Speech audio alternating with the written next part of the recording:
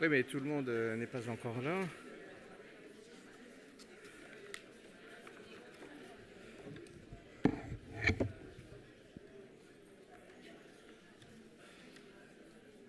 Nous vous invitons à reprendre la session pour ne pas déjeuner trop tardivement.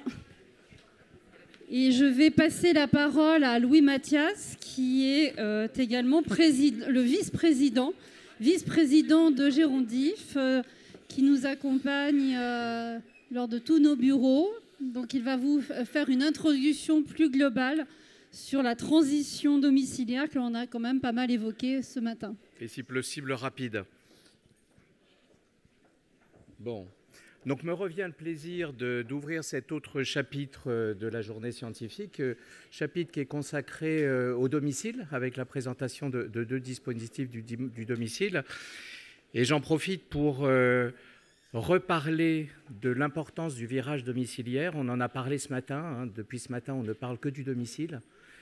Et on sait combien c'est vital pour nous tous, qui sommes appelés à devenir des vieux plus ou moins dépendants. Et le Gérondif est bien placé pour nous dire que la dépendance n'est pas une fatalité, mais vital aussi pour nos établissements, les établissements sanitaires et les établissements médico-sociaux. Il y a de nombreuses raisons qui font que ce domicile est essentiel pour nous.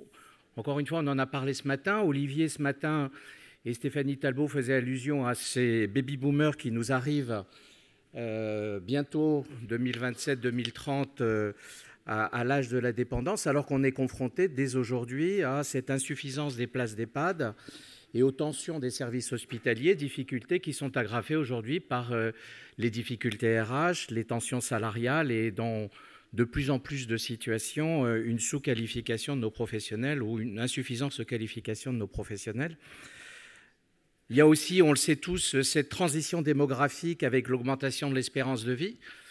Dans l'établissement que je dirige, j'ai au moins 10 centenaires et ils vont être appelés à exploser de plus en plus. Des personnes qui sont entrées à 85-90 ans et qui ne s'attendaient pas à passer autant de temps en EHPAD. Et aucun d'entre nous aujourd'hui n'a envie de passer des décennies dans son dernier parcours de vie ailleurs que dans son domicile.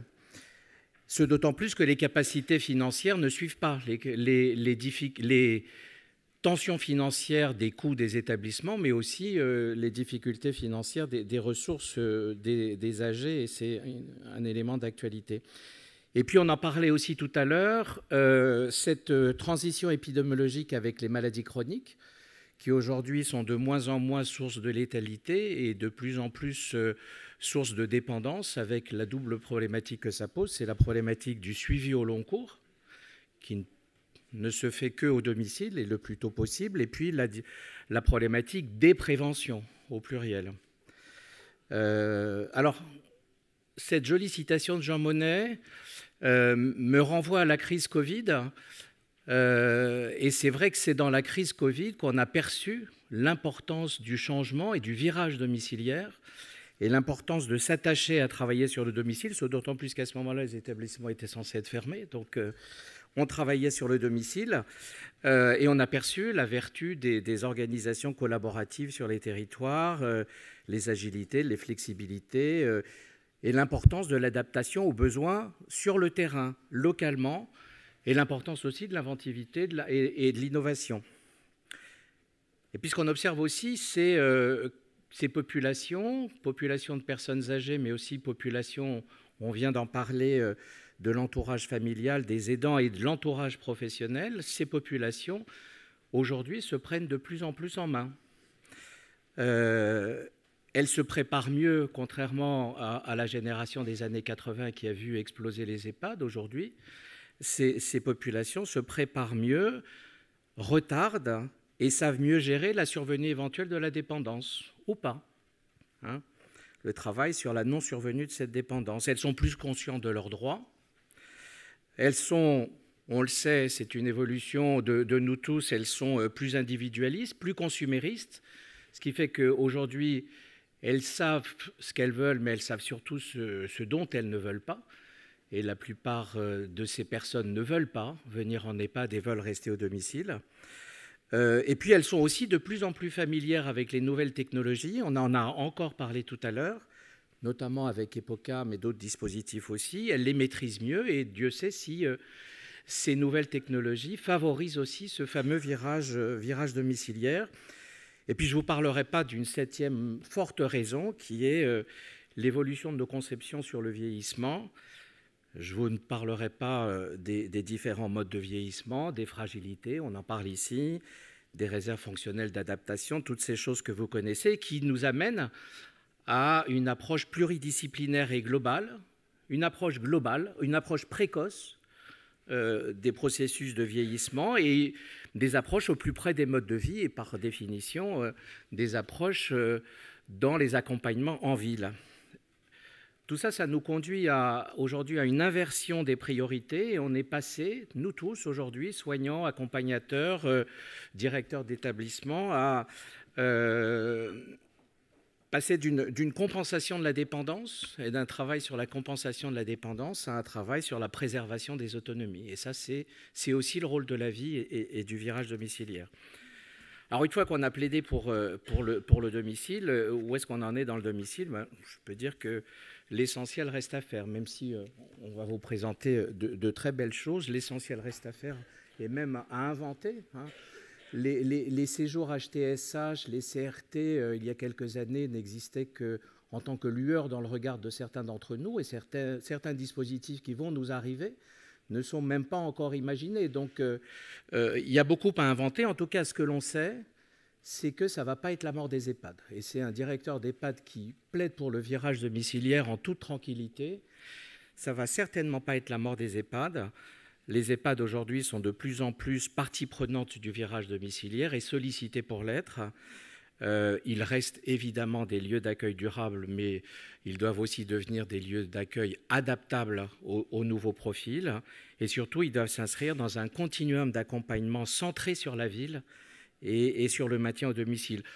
Alors ça passe par tous ces dispositifs qui sont déjà en place et qui se déploient, que vous connaissez, des dispositifs de transition ou de recours dans les épisodes de rupture. C'est les accueils temporaires, c'est les accueils de jour, les accueils de nuit, les accueils d'urgence, les hébergements temporaires en sortie d'hospitalisation, mais aussi, et je forme le vœu que ça se développe, tous ces séjours de préhabilitation et de réhabilitation, et puis les soins palliatifs. Aujourd'hui, en EHPAD, on est de plus en plus sollicité et on est amené à accueillir des personnes qui sont simplement en situation de soins palliatifs après avoir passé tout leur processus de vieillissement au domicile. Et puis, il y a ces situations extrêmes où les EHPAD s'ouvrent carrément sur la ville et c'est par exemple aujourd'hui l'exemple du déploiement des CRT. Voilà, donc les EHPAD aujourd'hui sont un maillon de la chaîne du maintien au domicile et du virage domiciliaire. Alors, justement, on va vous présenter 2 expériences innovantes et importantes qui illustrent l'accompagnement en ville du vieillissement, la prise en main par les publics eux-mêmes et toutes ces démarches de prévention. Dans un deuxième temps, ça va être la table ronde sur le programme sevrage auquel le gérontif s'est étroitement associé. Et dans un premier temps, ça va être la présentation des NORC et je laisse à Isabelle Dufour la charge de développer cet acronyme et de présenter les NORC. Merci beaucoup, Louis. Alors, il y a quelques années, je crois que c'était il y a 3 ans, au conseil départemental du 93, j'avais rencontré Benjamin Voisin, qui à l'époque était DGA, et nous devisions des différentes modalités justement d'accompagnement des personnes âgées. Et finalement, dans toutes ces nouvelles modalités d'habitat, il y en a plusieurs sortes. Certaines qui obligent la personne âgée à quitter son domicile. Et c'est à elle de s'adapter finalement aux conséquences de son vieillissement. Et donc, il y a des possibilités d'intégrer des appartements, des immeubles intergénérationnels, des résidences autonomie, des résidences services. Il y a quelques modèles où la personne âgée peut rester à son domicile, tout ce qui est DRAD, EHPAD hors les murs. Ça, c'est aussi mais c'est pour l'instant un peu disséminé dans le territoire. Et nous réfléchissions en particulier ensemble à comment aussi penser à faire du véritable aller vers les populations les plus difficiles, celles qui sont parfois dans les quartiers prioritaires de la ville. Et à ce moment-là, Benjamin, voisin, me dit « Mais au fait, Isabelle, connaissez-vous les NORC ?» modèle né à New York, étudié par la faculté de Toronto au Canada. À l'époque, je ne connaissais rien sur les NORC. Et depuis, je me suis un petit peu renseignée. Et puis, Benjamin Voisin a pris d'autres fonctions. Il est devenu chef de service, adjoint directeur général de la cohésion sociale. Et il vient de publier un appel à manifestation d'intérêt pour créer, à titre expérimental, une quinzaine plus exactement, de NORC à la française. Alors, maintenant qu'on vous a appâté sur ce concept de NORC, je me retourne vers Benjamin, je vous cède la parole pour nous expliquer de quoi il s'agit. Merci beaucoup Isabelle. Merci pour cette invitation et je suis ravi d'être présent ce matin pour vous parler effectivement d'une expérience étrangère, nord-américaine spécialement, qu'on appelle les NORC. Donc je vais peut-être me mettre à la tribune, du coup ce sera plus simple.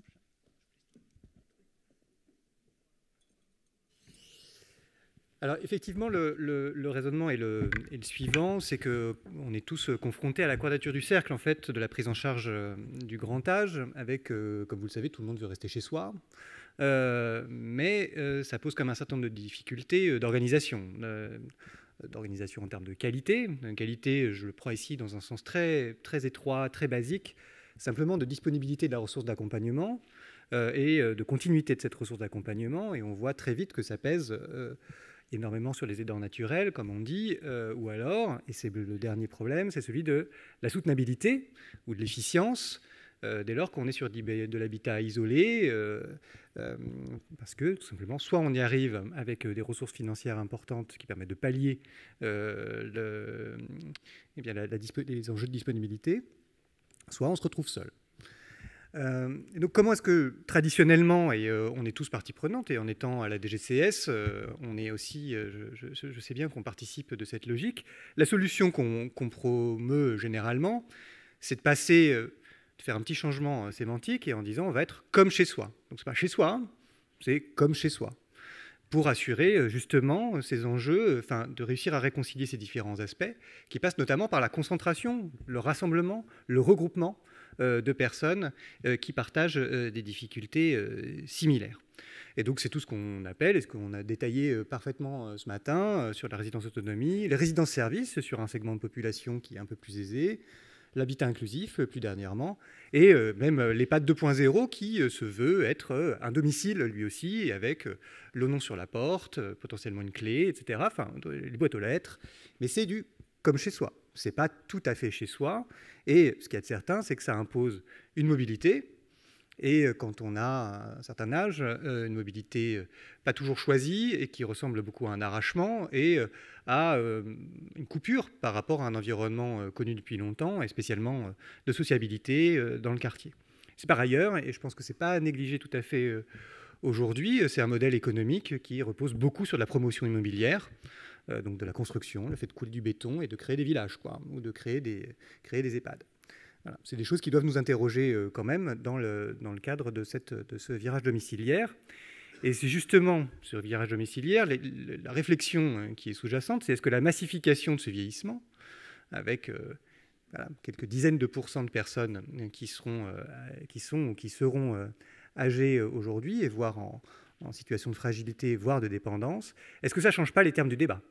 C'est finalement, est-ce qu'on n'a pas, de fait, aujourd'hui, sans qu'on le sache le voir, mais est-ce qu'on n'a pas déjà des phénomènes de regroupement spontané et sur place de personnes âgées qui permettent, d'une certaine façon, de lever ces enjeux, ces dilemmes qu'on a traditionnellement à vouloir rassembler des personnes pour pouvoir assurer la continuité, la disponibilité de la ressource pendant un temps suffisant, sans que ça coûte extrêmement cher, soit à la personne, soit devoir, de fait, recourir aux aidants.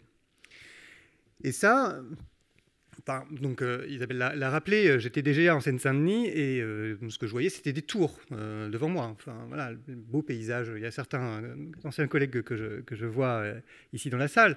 Voilà, on voit les tours de Bobigny en permanence, on voit les tours à Saint-Denis, on voit les tours à Aubervilliers.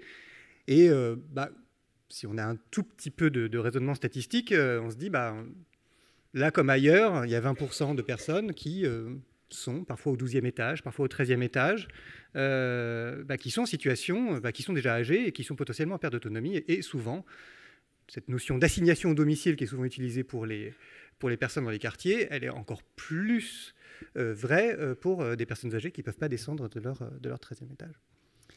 Et en regardant un petit peu, je me suis aperçu qu'effectivement, 30% des titulaires de bail aujourd'hui dans le parc social, 30%, ça ne veut pas dire 30% des habitants, mais 30% des titulaires de bail, donc 30% des logements, sont occupés par au moins une personne qui a au moins 65 ans. C'est considérable et d'une certaine façon, ça met en visibilité cette concentration de personnes. Et donc, il faut se poser la question si on peut penser autrement, cette fois-ci en l'organisant, déjà en le voyant, ce qui n'est pas forcément évident.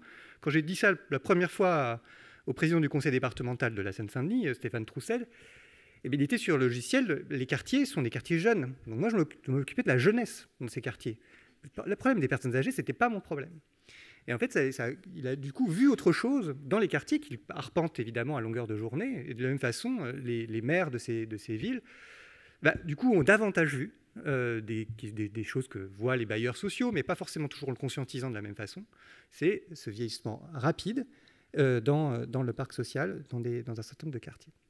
Alors, en creusant un petit peu, c'est de faire des recherches, et je me suis aperçu qu'il y avait effectivement des expériences ailleurs, et notamment déjà une façon de regarder le sujet. Je pense que vraiment la question des lunettes qu'on prend pour regarder cette question est absolument cruciale. Et donc, c'est le concept de NORC. Donc, je ne le dirai pas en anglais puisque je ne bafouillerai, mais vous voyez bien le sigle en pleines lettres à l'écran, qui a émergé dès les années 80, en réalité, spécialement dans l'État de New York, et qui veut dire communauté naturelle de retraite. Et donc, qu'est-ce que c'est concrètement ? C'est en fait un développement résidentiel qui n'a pas été planifié pour ça, mais où il y a des personnes âgées en grand nombre et qui, au fil du temps, commencent à s'adapter. C'est avec des évolutions de relations du voisinage et potentiellement un peu d'auto-organisation autour de ça. Et il y a toute une littérature qui a commencé à se développer, une littérature plutôt de sciences humaines, autour de avec un raffinement progressif du concept, avec plutôt des normes classiques au sens, on regarde plutôt des environnements urbains, des tours, assez classiquement, des immeubles, ou des normes de quartier, donc qui visent à l'appréhender de façon plus diffuse, ce qui pourra potentiellement, alors c'est moins ma partie, c'est moins mon histoire personnelle, mais regarder éventuellement des bourgs dans le contexte français. Donc vous voyez, j'ai mis la photo là, d'une des premières NORC qui ressemble furieusement à des tours qu'on connaît en banlieue parisienne. Une dizaine de tours, 2800 logements. Enfin, c'est un gros complexe, un peu plus gros que ce qu'on a. Pour vous donner un ordre de grandeur, un QPV important, sans doute l'un des plus importants de France. C'est les Francs-Moisins à Saint-Denis, à côté du Stade de France. C'est à peu près la moitié en termes de nombre de logements. C'est déjà très considérable. Ça fait beaucoup de personnes. Ça fait plus de 10 000 personnes sur un seul site. Là, on doit faire à peu près 20 000. Donc on est sur des proportions américaines, mais les questions se posent dans des termes similaires. Donc, c'était d'abord des initiatives privées, avec la philanthropie américaine que vous connaissez bien, et une législation qui est venue progressivement dans les années 90. Et aujourd'hui, il y a une soixantaine de NORC qui sont soutenues par l'État de New York. Alors, qu'est-ce que c'est exactement ce programme ? Évidemment, il peut y avoir des variantes. Il y aura des variantes dans d'autres États, mais c'est plus développé dans cet État-là qui est un peu plus avancé. Donc déjà, il faut déterminer un quartier ou une zone éligible. Et donc là, ça veut dire qu'on a à peu près... C'est des zones où il y a au moins 40% de logements qui comprennent un senior de plus de 60 ans. Voilà. Au moins 250 seniors dans l'immeuble ou 500 seniors dans le quartier. C'est assez... c'est pas mal. C'est pas absolument... énorme non plus quand on regarde les proportions, et une majorité de seniors avec des revenus faibles ou modérés. Comment est-ce qu'on devient NORC soutenu par un État aux États-Unis ? Ce n'est pas exactement la logique française, on n'administre pas de la même façon, ça vient du terrain, c'est des logiques plus bottom-up, plus d'auto-organisation, et c'est assez crucial, mais qui donne lieu à une contractualisation avec l'État pendant en général 5 ans, et avec un cofinancement qui doit être apporté par des acteurs privés, enfin des acteurs autres que l'État. Pour $100 d'aide, il doit y en avoir 25 qui viennent d'acteurs à côté, d'acteurs non publics. Et donc au moins, et ça c'est très intéressant, au moins la moitié de ces, la moitié de ça qui doit venir du bailleur ou des résidents eux-mêmes. Et j'insiste sur la question du bailleur, parce que dès lors qu'on parle d'inclusion, et je suis chef de service des politiques sociales et médico-sociales, enfin, chef du service en charge de politiques, notamment PAPH. Voilà, on parle beaucoup dans le champ des PH, des personnes handicapées, d'inclusion. Inclusion, ça veut dire quoi? Ça veut dire qu'en gros, on mobilise le lieu de vie pour faire en sorte que, pour organiser le service autour de la personne. Ça va être l'école pour les enfants, ça va être le lieu de travail pour les actifs, et évidemment, c'est le domicile pour les personnes âgées. Évidemment. Ce lieu de vie, dans son sens très concret, doit être mobilisé pour accueillir de façon coordonnée et intégrée les personnes en situation dans le vieillissement et en perte d'autonomie ensuite. Ce qui est intéressant aussi, c'est que l'État autorise évidemment, et c'est assez fécond, des contributions en nature, sous la forme de locaux spécialement, sous la forme de véhicules, sous la forme de temps de bénévoles. Alors, ensuite, il y a des prérequis, il faut un cahier des charges, il faut un directeur à temps plein, c'est intéressant, enfin, c'est une sorte d'armature administrative, on s'occupe du sujet, c'est pas simplement un éparpillement de services qui, les uns après les autres, interviennent auprès des mêmes personnes. Parfois, il y a 5, 6 services qui interviennent dans un même immeuble aujourd'hui, consécutivement. Et donc, c'est du temps fractionné pour tout le monde, alors que là, on a une véritable personne qui s'occupe de l'organisation, un cahier des charges qui définit des services sociaux et médico-sociaux qui peuvent être fournis soit en interne, soit en partenariat. Et donc, il y a des services obligatoires. Alors, on est plus centré, donc, ces services sociaux et médico-sociaux. C'est souvent du case management, donc plutôt de l'accompagnement social, pour faire en sorte que les personnes soient suivies dans leur accompagnement, dans leur accès aux droits, de l'information, mais aussi, et c'est intéressant, un suivi infirmier. Généralement, il y a une infirmière qui est postée sur le site, et le mot de postée est important. Elle ne vient pas de temps en temps, elle est là. Et donc, elle est disponible. C'est vraiment le changement fondamental par rapport à l'organisation qu'on a traditionnellement, c'est la disponibilité du service au profit des résidents, parce qu'ils sont suffisamment nombreux pour que ça vaille le coup, tout simplement. Donc là, qui fait du conseil, qui fait du suivi en prévention, et qui peut prélever un certain nombre de constantes, etc. Et on a des services optionnels autour du transport, autour du conseil, autour de ce qu'on appelle plus, nous, des luttes contre l'isolement social ou des activités extérieures. Ça peut être, donc on voit qu'on a un mélange entre activités très individuelles, très individualisées jusqu'aux soins, et des activités plus collectives qu'on a l'habitude de connaître. Alors quels résultats on a là-dessus? C'est une littérature qui est croissante, produit des résultats qui s'appuient plutôt sur le ressenti des personnes. On est quand même plutôt sur des enquêtes de questionnaires, plus que sur des études longitudinales qui auraient une masse suffisante. C'est un peu dommage, justement. Mais en tout cas, ce qu'on voit, et c'est très cohérent avec ce que vous disiez tout à l'heure sur l'empowerment, on a des gens qui se sentent davantage acteurs dans le vieillissement, davantage en maîtrise de leur devenir. On s'aperçoit aussi qu'elles restent un peu plus longtemps quand même dans leur logement que les autres. Ça ne veut pas dire qu'on empêche absolument toute sortie. Mais par contre, évidemment, comme tout système, il y a des fragilités parce que ça repose sur beaucoup d'énergie, y compris du service. Et il faut faire venir le service aux personnes. Alors, comment on peut l'expérimenter en France? Alors, l'idée, encore une fois, j'étais en Seine-Saint-Denis à cette époque-là, donc la Seine-Saint-Denis est un grand QPV, en gros. Donc, l'idée, c'est de se regarder par rapport à cette approche. On a une logique aujourd'hui déjà très admise dans le système français, qui est plutôt égalitariste, comme vous le savez. On a un système qui permet de différencier, et qui est très accepté, c'est le système de QPV. C'est la géographie prioritaire des quartiers politiques de la ville, les zones qui sont reconnues comme étant défavorisées, et pour lesquelles on met plus de moyens. Et donc c'est intéressant d'avoir ça, parce qu'en plus c'est des ensembles urbains, concentrés, denses, et avec une densité aussi de difficultés sociales qui méritent qu'on s'y intéresse davantage. Une taille qui est un peu... environ c'est 2000 habitants au minimum. Si vous faites 20%, vous arrivez vite à 400 seniors. Et la taille moyenne, elle est un peu moins de 4000. Donc, pour vous dire qu'on est assez vite sur la masse critique que j'évoquais tout à l'heure. Et ce qu'on constate aussi, c'est qu'on a un certain nombre de bailleurs qui ont une préoccupation vraiment croissante vis-à-vis de cette situation, en lien notamment avec la CNAV, qui accompagne leurs travaux, mais c'est souvent sous un angle comment je réhabilite, comment est-ce que je recule avant l'habilitation, mais plus possible, quoi. Mais surtout rester très loin de la façon dont ça se passe à l'intérieur. Et c'est sans doute ça qu'il faut changer. Alors, on a publié un appel à manifestation d'intérêt, ça a été dit, pour une quinzaine de quartiers, 4 millions d'euros, donc à peu près 250 000 euros sur 3 ans pour pour les porteurs de projets. On fait le comité de sélection cette semaine. Alors, qu'est-ce qu'on a voulu mettre dans cette expérimentation? Alors, on a utilisé une expression qui n'est pas... Mais c'était pour un peu marquer les esprits. On avait utilisé l'expression de résidence autonomie de fait. C'est pas très joli. Dans le contexte français, c'est pas terrible parce que voilà, un truc de fait, c'est un truc illégal. Donc, on n'aime pas trop ça. Donc, il faut trouver... vu que le mot NORC prospère, on va certainement garder celui-ci. Mais l'idée, c'était de reprendre en fait la typologie des actions qui sont déjà prévues dans le Code de l'action sociale et des familles dans les résidences d'autonomie. Elles sont listées ici, qui sont assez proches de celles que j'ai évoquées tout à l'heure et qui permettent potentiellement d'aller plus loin, d'ailleurs, y compris sur de l'accompagnement individuel ou de la coordination de soins. Mais voilà, de les reprendre et pour voir ce que ça veut dire dans un contexte diffus, pas préorganisé, mais qui mériterait qu'on s'y intéresse particulièrement. Alors, en quoi ça se distingue? Ça se distingue du résidence autonomie, évidemment, je l'ai dit, parce que les personnes, elles sont dans leur logement, mais ce qui n'est pas tout à fait les mêmes techniques d'approche, pas les mêmes techniques de mobilisation. Hein. On n'est pas un public captif, un public qui est là, mais il n'est pas forcément captif.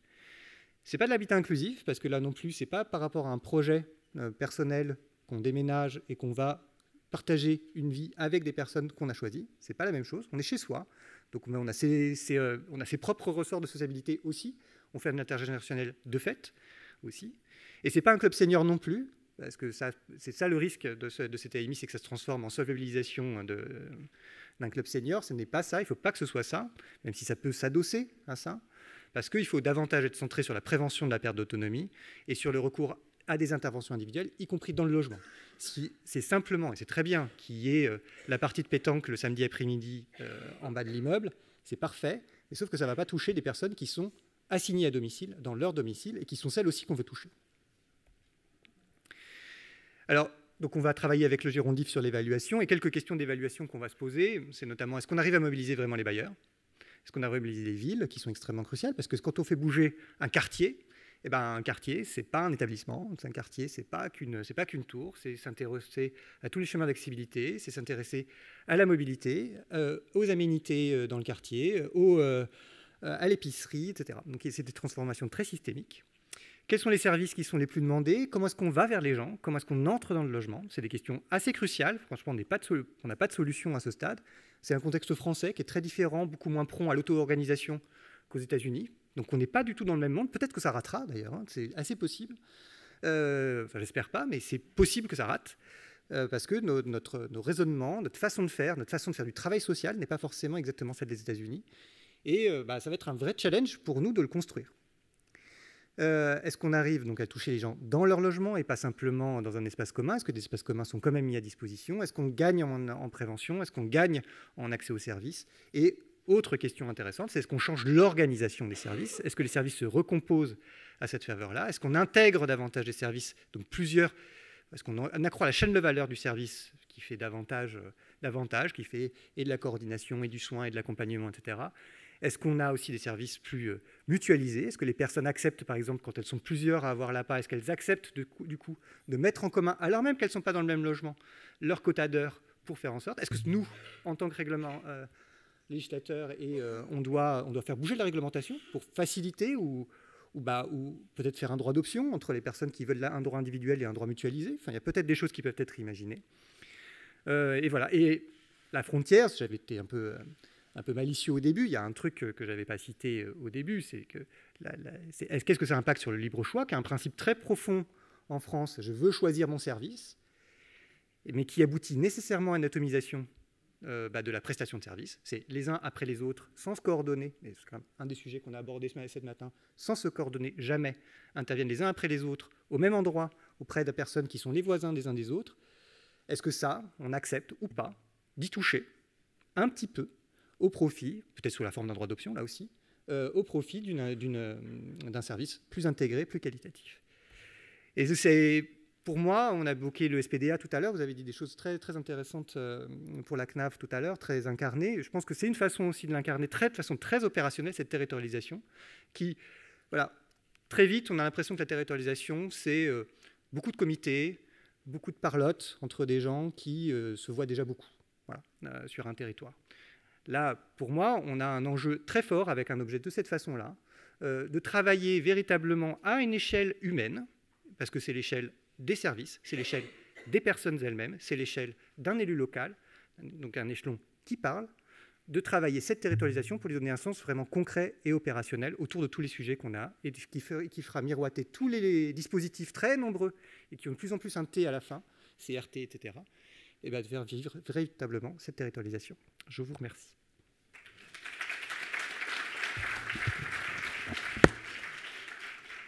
J'espère que du coup que ce concept de NORC, puisque le nom finalement nous plaît bien, vous êtes devenu plus familier. Et effectivement, ce matin, on a beaucoup parlé de territorialisation, d'action au plus proche des personnes, là où elles sont dans leur lieu d'habitat et dans leur lieu, sans modifier leur lieu de sociabilisation. Ça, c'est très intéressant, avec une nécessité de développer l'accès aux droits, l'accès aux soins, de prévenir la perte d'autonomie et de réduire l'isolement, qui est une des premières causes de fragilité.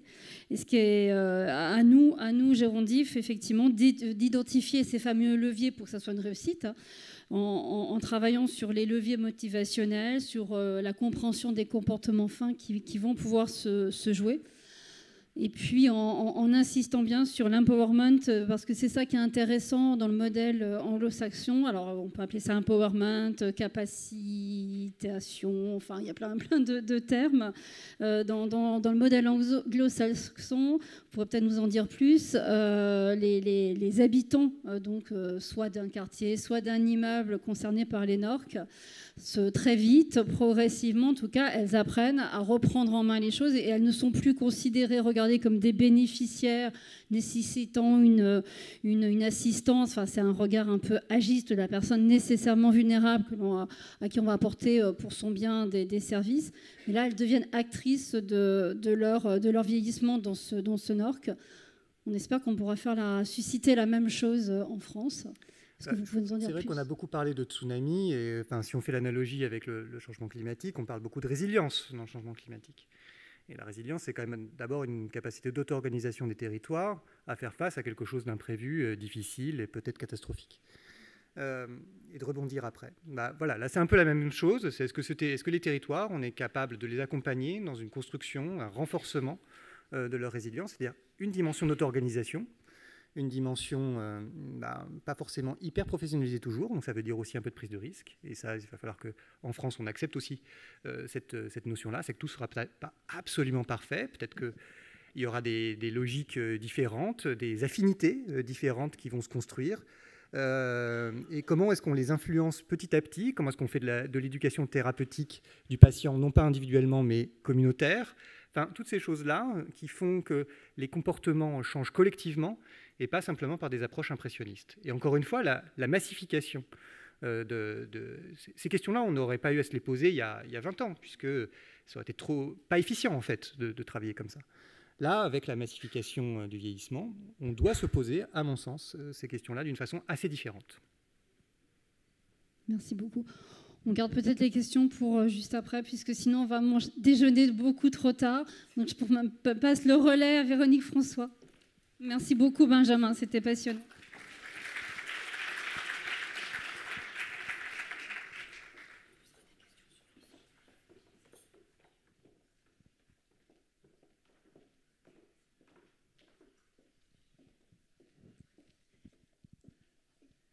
Bonjour à tous. Novembre, c'est le mois où il fait nuit quand on part au travail, c'est le mois où il fait nuit quand on rentre du travail, il pleut, il fait froid. Mais novembre, c'est le mois où on fait la journée du Gérondif, donc on en est très content, c'est quand même la 6e édition, donc voilà.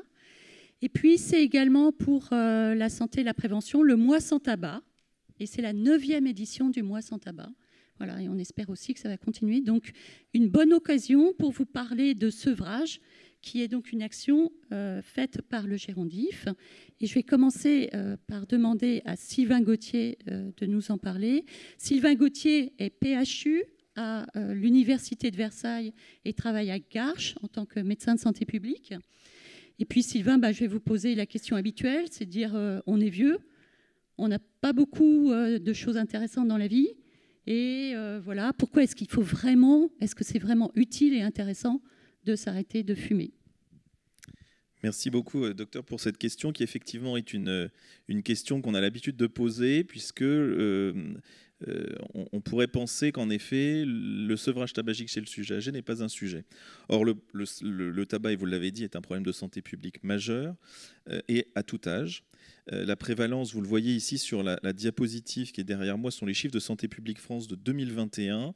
N'est pas anecdotique, même si elle est moindre que dans les autres classes d'âge. Vous voyez, dans les plus de 65 ans, on a 10% environ de consommateurs de tabac quotidiens.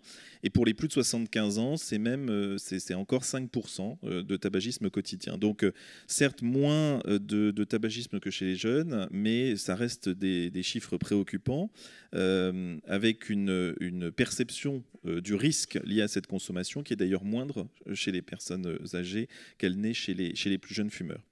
Et puis, ce n'est pas non plus sans conséquence, puisque quand bien même ici, on a le reflet de la consommation des âges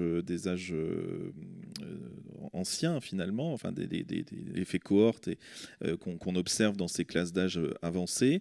70% des décès attribuables au tabac chaque année et évitables sont dans ces classes d'âge de plus de 60 ans. C'est un facteur de risque pour la maladie d'Alzheimer dont on a parlé, de la démence vasculaire aussi. C'est un facteur de risque d'interaction médicamenteuse non négligeable. C'est aussi un facteur de risque post-opératoire, par exemple sur les conséquences, enfin, la chirurgie cardiaque et les conséquences respiratoires. Et puis, ça cause des difficultés en termes de cicatrisation en post-opératoire. Donc, c'est un vrai enjeu, quel que soit l'âge, d'arrêter de fumer.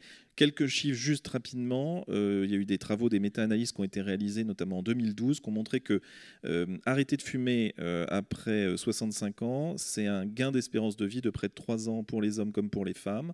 Et puis, c'est aussi une réduction du risque de décès de 3% environ, de 30% environ, pardon, chez les 75 et plus, et de 20% chez les 85 et plus. Donc, un vrai intérêt à aller arrêter de fumer chez les personnes âgées. Merci beaucoup, Sylvain. Donc, Gérondif s'est emparé un petit peu de ce problème. Et Dariane Telon, chef de projet au Gérondif, vous allez nous expliquer un petit peu quelle a été l'action ?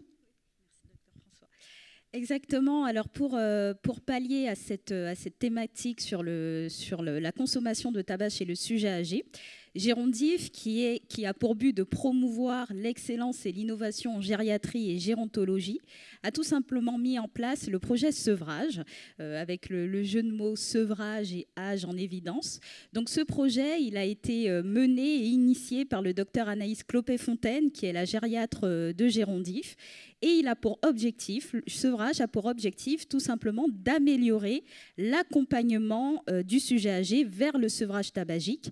Parce qu'aujourd'hui, le sevrage tabagique chez les jeunes est mis en avant, mais il est un peu moins mis en avant pour le sujet âgé, alors que l'on sait, comme vient de le dire le docteur Sylvain Gauthier, on sait que l'arrêt du tabac à n'importe quel âge a des bénéfices.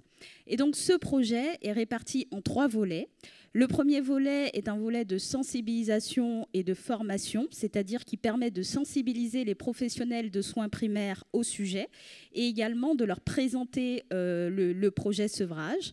Le deuxième volet, lui, a une fonction plutôt de création. C'est la co-construction en fait, de fiches pratiques pour aider les professionnels de soins primaires à accompagner leurs patients vers le sevrage tabagique. Donc ces fiches pratiques, elles sont construites avec et pour les professionnels de soins primaires. Le troisième volet et le quatrième volet, eux, ont été pensés pour que ces professionnels de santé puissent ensuite mener des actions de prévention en autonomie. Et donc, ce sont tout simplement des volets de formation, formation en e-learning asynchrone et également des groupes de pairs thérapeutiques entre professionnels. Alors, le projet Sevrage, il est financé par l'Agence régionale de santé Île-de-France, que nous remercions. Et puis, je profite également pour remercier nos partenaires sur ce projet, donc, qui sont la Société française de tabacologie, la SFT, qui nous accompagne notamment sur toute la référence bibliographique et qui nous donne un corpus de connaissances. Nous avons également le département de santé publique et d'épidémiologie de l'hôpital Raymond Poincaré. Et puis l'université Versailles-Saint-Quentin en Yvelines qui participe au projet Sevrage. Merci beaucoup. Est-ce qu'il y a des questions dans la salle ? Oui, il y a une question là-bas. Juste avant, moi, je désirerais poser la mienne si c'était possible. Sylvain, est-ce que vous avez une idée dans les consultations tabac de la population, enfin de l'âge de ces consultations? Est-ce que des personnes âgées vont à ces consultations-là? Alors, j'ai pas de chiffres à vous donner. Il est clair que ce qu'on observe, c'est que chez les professionnels de santé, c'est le travail qu'on avait fait en amont de ce projet sevrage. Peut-être qu'on peut donner deux, trois éléments. On observe qu'effectivement, les professionnels de soins primaires, donc généralistes, on avait interrogé également des pharmaciens, des infirmiers, ont des a priori sur la façon d'aborder le tabagisme chez le sujet âgé. En particulier, vous le voyez ici, ils sont majoritaires à penser que le conseil minimal n'est pas requis, ou en tout cas que les seniors vont être moins enclins à s'arrêter de fumer, et que finalement ce conseil bref est moins efficace quand il est donné chez le sujet âgé que s'il est donné à des sujets plus jeunes. Et tout ceci alors même qu'on sait que il y a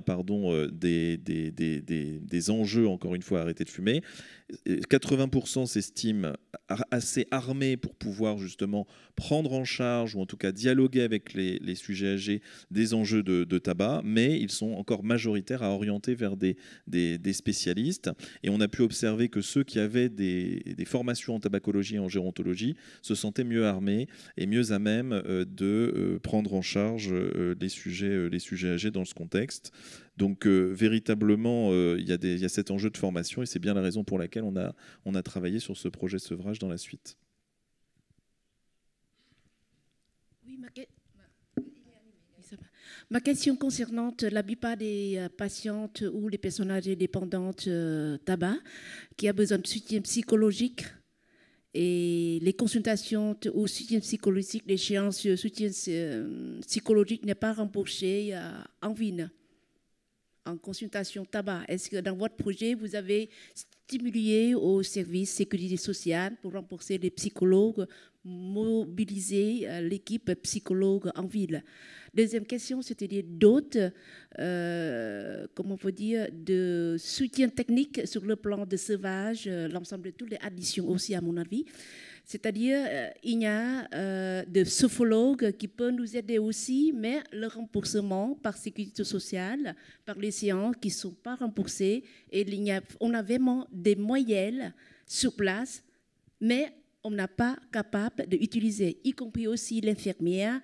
Il y a des compétences supplémentaires pour sauver, l'accompagner des personnes qui peuvent sauver. Donc, vous voyez, donc nous avons vraiment pas de moyens nécessaires pour l'accompagner les patientes en consultation. Je peux vous donner des consultations, mais après, j'ai besoin des consultations. Parfois, il y a vraiment de soutien psychologique pendant 2 à 3 séances, 5 séances, ça suffit. Et tout ça, c'est vraiment donner bénéfice pour l'accompagner de façon significative des personnes qui sont dans l'état dépendant, y compris aussi dans le code. Merci pour votre question, je rebondis d'emblée. Effectivement, le programme sevrage, il est construit pour se déployer au niveau des collectifs professionnels, en particulier les communautés professionnelles territoriales de santé, qui embarquent beaucoup de diversité dans les professions de santé, et pas seulement les médecins. La question, c'est qu'on a ancrer ce programme dans le droit commun. Donc effectivement, s'il y a des enjeux derrière de remboursement de nouveaux outils ou de nouvelles approches pour le sevrage tabagique, ce n'est pas de notre ressort que de l'instruire dans le contexte de ce programme qui s'inscrit dans le droit commun du remboursement sécurité sociale. Et puis, merci pour votre intervention, et je profite également pour présenter, si tu peux mettre la dernière diapo, Sylvain, s'il te plaît. Non, encore. Il n'y a pas le... Encore, normalement. Voilà. Pour vous présenter donc le flyer, comme je vous l'ai dit, le premier volet du projet consistait à faire de la sensibilisation et de l'information. Donc c'est ce flyer qui a été conçu et élaboré et qui permet aux professionnels de soins primaires, premièrement, d'être sensibilisés sur la thématique du sevrage tabagique chez le sujet âgé, qui permet également d'avoir des idées reçues, enfin qui permet de déconstruire certaines idées reçues qu'on peut avoir sur le sevrage tabagique et qui les encourage aussi à participer au projet. Donc ça s'adresse à tous les professionnels de soins primaires, y compris les CPTS franciliennes.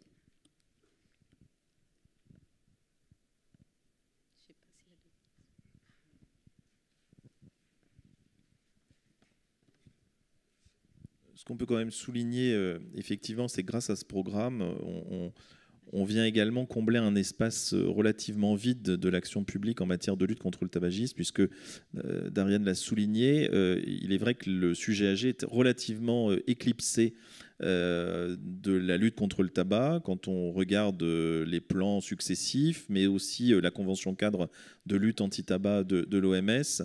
Elle insiste sur les publics jeunes, à juste cause, hein, puisque l'enjeu est évidemment d'aller sur des générations sans tabac et donc d'empêcher l'entrée dans le tabagisme.